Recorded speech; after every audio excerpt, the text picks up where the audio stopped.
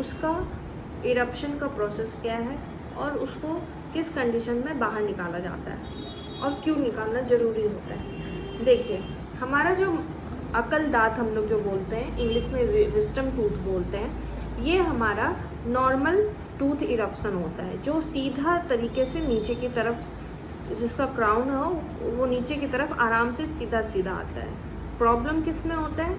जो दांत इस तरह का हो, जो आगे के दांत को धक्का दे रहा हो, जिसको पीछे प्रॉपर जगह नहीं मिल रहा हो बाहर निकलने का, उस दांत में आगे, उस कंडीशन में आगे के दांत को प्रॉब्लम होता है। दूसरा केस क्या है? दूसरे केस में आप यहाँ पे देख सकते हैं, ये दांत ऐसे सोया हुआ आ रहा है। तो सोया हुआ जब दांत है तो आगे वाला जो दांत रहता है उस पर प्रेशर बनता है, उसके जड़ पे प्रेशर बनने लगता है, तो उसमें, उस कंडीशन में भी पेशेंट को दर्द महसूस होता है। ऐसे केसेस में हमें दांत को निकालना, ऑपरेट करके निकालना पड़ता है, काट के निकालना पड़ता है।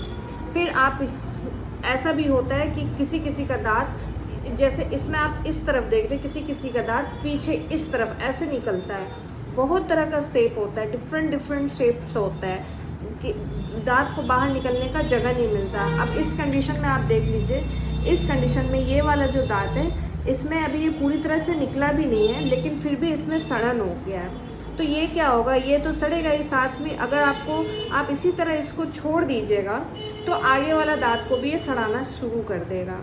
ऐसे केसेस में हम दांत को निकालना ही सही समझते हैं। और ये दांत भगवान ने हमें एक्स्ट्रा दिया रहता है, ये 4 दांत, अकल दांत भगवान ने हमें एक्स्ट्रा दिया रहता है, जो अगर हम निकाल दें तब भी कोई फर्क नहीं पड़ता है।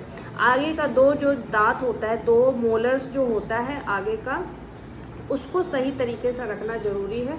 उसमें सड़न जैसे ही दिखे आपको, जैसे ही महसूस हो, अपने डेंटिस्ट से मिलिए और सही ट्रीटमेंट करवाइए।